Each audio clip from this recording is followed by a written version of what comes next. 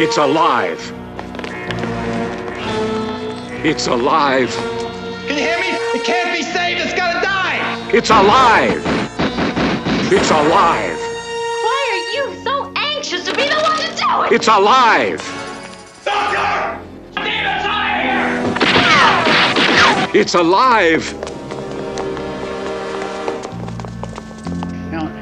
Nobody knows how this thing happened. It's really a matter of speculation, and I think perhaps that's for the best. After all, if we find out that the cause is medication that we manufacture and it was administered over a long period of time, well, What do your interests recommend? absolute destruction of this thing.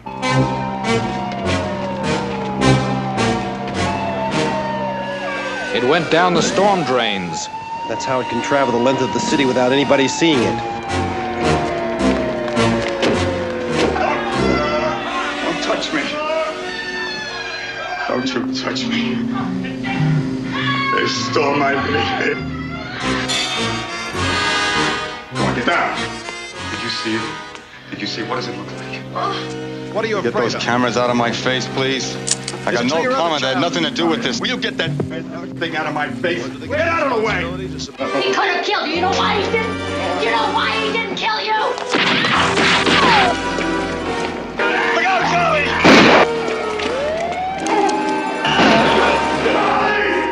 You've never been exposed to radioactivity in radioactive material or undergone extensive x-rays? No, Doctor, I told you. Well, we can't rule out genetic damage.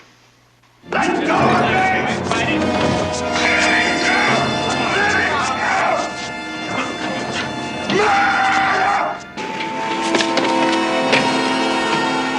My department has already cautioned the police about excessive violence. If it could be dispatched with a bullet or better still, some kind of a gas. Undoubtedly, it is very small, and any kind of bodily harm, especially from gunshots or explosives. In other words, you want me to sign away the body, is that it? Well, it's your right. After all, you are the child's father.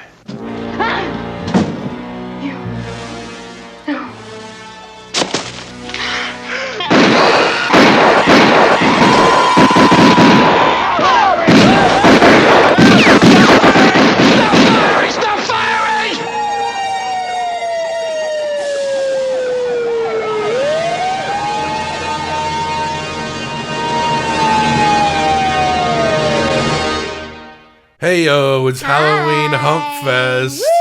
Halloween! I love it. We're not playing any horror movies on the TV behind you because it glares, it looks weird. It was a good idea that didn't work. But it doesn't work. And honestly, just the idea of having an off TV behind you is also barely working. I mean, but forget about the TV.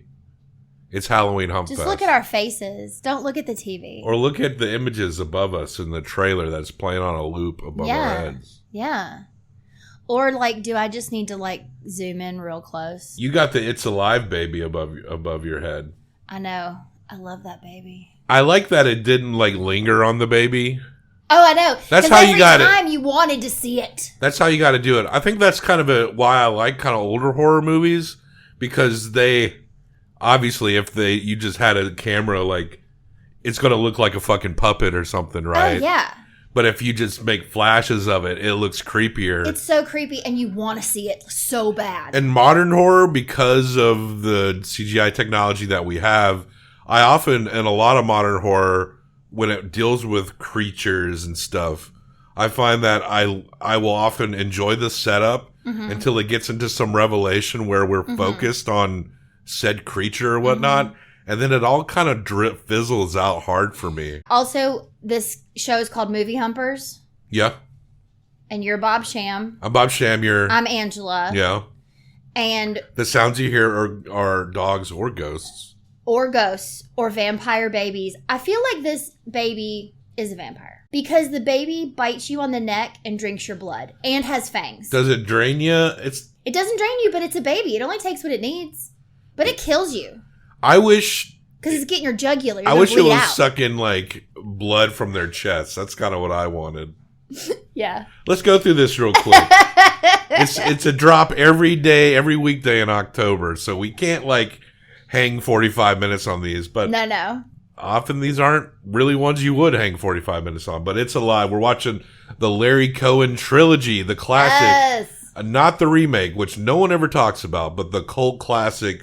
Uninterested. It's alive. This is like the second or third time I've seen this, and I liked it better this time than any other time. Same. This is my second time. I love this movie. It's Alive from 1974, written by Larry Cohen. Larry Cohen was all over this movie. His name was like 7 times in the... starring by John Ryan and Sharon Farrell. John Ryan is such an interesting looking person to me. Yeah.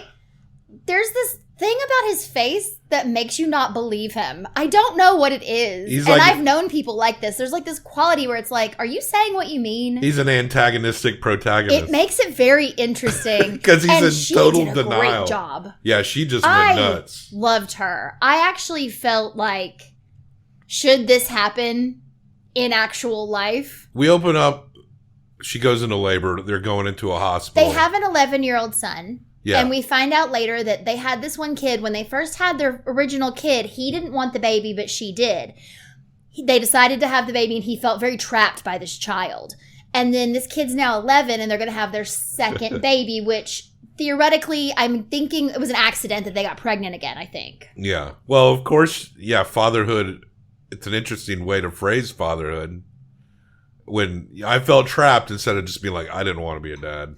Yeah, well, she said it because she's going into labor. And this is what was so weird is she was like, are you sure you're going to be cool with this baby? You're not going to feel trapped like the first one. And I wanted to be like, honey, you are 9 months. It's too late to have this conversation. You could have had this conversation a little while ago. And they did talk about, they inquired with the doctor about abortion early on in this pregnancy. It is a topic here. But they decided to keep the baby. So the dad is in the waiting room with the other dads, and they're talking about the changes in the environment. They've sent the kid to stay with a friend. Very important. Chemicals and stuff that may affect. And he talks about how they have this very casual conversation about humans will probably learn to adapt to all the chemicals and pollution and stuff that we put into our systems and absorb. And even the comment is made about like, well, it makes you wonder if we should even be bringing children into this world. And we don't really know what they're talking specifically. We don't know exactly what made the kid. There's just tons of theories and people doing things just in case it might be their fault, right? So the dad sees a nurse like flop out of the delivery room bloodied. Yeah. And something came out of her, and now it escaped through the vents. She kept saying, it's alive. Something's wrong. Something's wrong. This isn't like the first one. I know something's wrong. Something's different. And yeah, the baby comes out and kills everyone in the room except for her. And yeah, goes up through the vent. But she's just crying, like, where's my baby? What did you do to my baby? Because she just sees all this blood. And a bunch of dead nurses and doctors.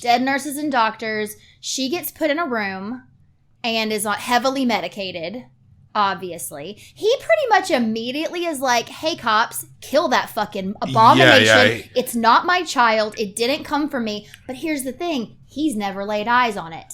Something happens when you lay eyes on this child. Yeah. If it's part of your family that you need it. Now, again, is it a vampire? Now, Mutant Baby has the same teeth as their actual son. What? Have you noticed that kid's buck-ass teeth? Well, no, but Mutant Baby have just the same only teeth. has fangs. You can see the in the eyes and the teeth. Well, they're definitely brothers. They are brothers. It's a little boy. Yeah. And Bowie. They, this whole thing happens. The man's going home. They decide that the son needs to just stay with their family friend for an indeterminate amount of time. He takes him fishing or whatever. The kid's like, I want to come home. I want to see the baby. They're not telling him shit. Yeah. The friend obviously knows what's going on. And then the friend is having to keep the kid away from TV and news because they've already released these people's names. They straight up were like, Mr. and Mrs. You got the mutant baby. Had this baby the that killer killed mutant everybody. Baby. And these policemen are like, and they're all smoking in the hospitals and stuff. That kind of thing is so crazy to see. The cops are also very matter of fact. Everyone's kind of, after it occurs, it's very matter of fact. And no one's really saying things like, why is this happening? How is this happening? Yeah, how did this come to be? They're basically just like, it is and we have to find it. So there's medical staff and scientists are like, We may have to kill it, but we'll try not to kill it. We want to preserve as much of it as possible. And he signs away the body to the university. So the doctor that's her doctor has brought like a university professor to their house and is like, we'll try to keep the baby alive, but if we can't, the body goes here. Well, later, the doctor, professor, or whatever, encounters this guy who works for this corporation, like this fertility corporation. Mm-hmm. Apparently, the mother had been taking like these fertility pills. And the guy... She was on birth control for a very long time. Yeah, and then switched to fertility pills. And she even said, could it be all the pills I've been taking? Yeah. And so the guy from the corporation tells the scientist, it's like, we don't know if this is because of us, but just in case... It needs to die. You need to completely destroy the body. Yeah. And, hey, if you happen to do that, well, there's a position on our board... that maybe you could come in and be a part of. Which makes me think that man thinks it's their fault. This is about to become like a whole epidemic. And is this even the first one? Or have they successfully squashed it in other places? I started thinking about that. When he said that, it was like, do you know this is your fault? Yeah. Are you the one that's sent here to like play like damage control because you've seen this before? Yeah. Now, this thing is a mutant infant, also very fast and very strong. Very fast, very strong. When you see bits of it, apparently it was Larry Cohen's girlfriend at the time. So when you see the monster like down low, wiggling its hands, that was Larry Cohen's girlfriend at the time, wearing like a mask and like gloves. I'm so jealous of her. And then they also... How cool would that be? And then they also had a demon baby like prop, which they smartly did not linger shots on it. But when lights would flash and things would move, you would see enough of it and see its eyes and shit. I want that baby. I want that demon baby prop. I would love. So this baby makes its way back to the house, and their son is escaped their captor. Well, he's not a captor, their friend. First, the baby goes to the kid's school. He's like drawn to his family. Yeah. So he ends up at the kid's school, and there's this whole big like shootout.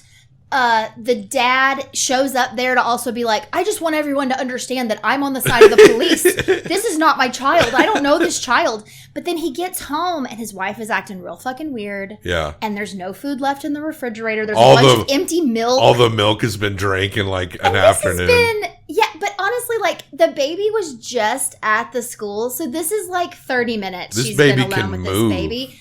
And she, all of a sudden, you can tell something has changed in her. And she is very much like, this is my baby and I'm going to take care of it. There were some really creepy moments in this movie. One of the creepiest, which was actually didn't really have a payoff because the bed ended up being empty, was him trying to go into the baby's room. And there was like movement under the baby got out right before he got there. The baby got out before he could see it. But it was so fucking creepy. But yeah, she's like fed the baby all the raw meat from the freezer. She's like given him all the milk she can give him. And she, for some reason, put him in the basement, I guess, to hide him from the dad. So he went from the school to the house because, again, he's trying to find his family. The little boy runs away from the friend. For some reason, goes straight to the basement, the little kid. Because there's a key and there's a door to get into the basement. We used to have a house like this where you could lift a door from the outside and go into the basement.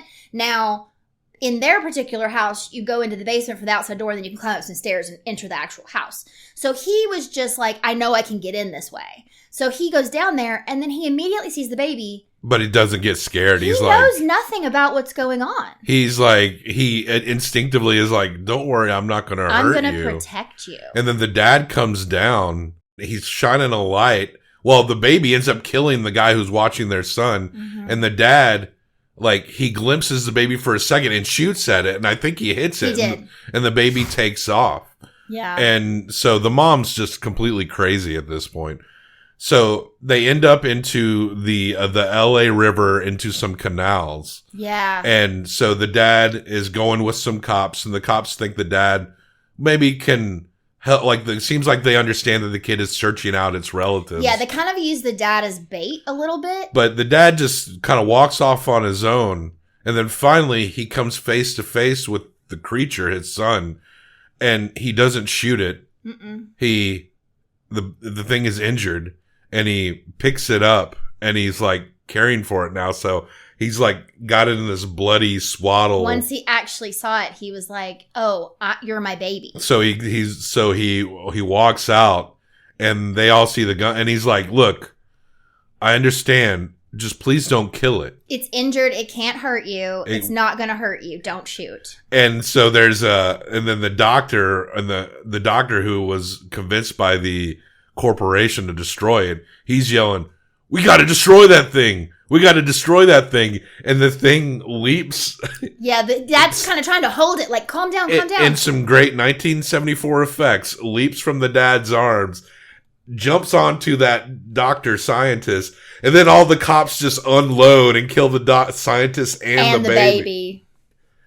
And then the dad is distraught because now he lost this baby that he all of a sudden cared about as soon as he saw it. Again, vampire shit. That baby was glamoring his family. I don't think the baby's literally a vampire. I think it's just a mutant. Like, it's just supposed to be a mutant. I know. But it's just fun to think about. So they're driving the dad home, and they get a call. One of the cops does. He turns to his buddy. He's like, "Another one was born in Seattle." Mm-hmm.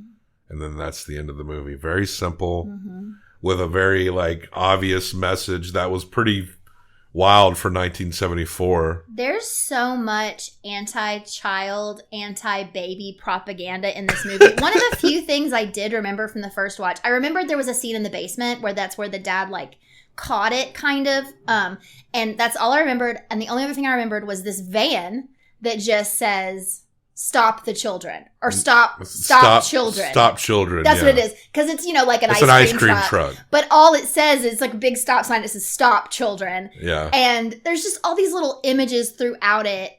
All this conversation of basically babies are terrible and horrible unless they're your baby and then you love them and would die for them. Of course. But otherwise they're terrible and horrible. That's basically the message of this movie. It's an anti-post-industrialism movie. It's an anti pharmaceutical. My pro-abortion shirt. Now everyone should watch this episode of Movie Humpers so we can finish changing the world.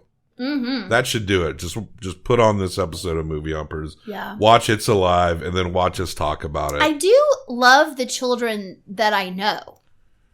I like that you have to clarify that you don't hate all children. But I don't care for the rest of them.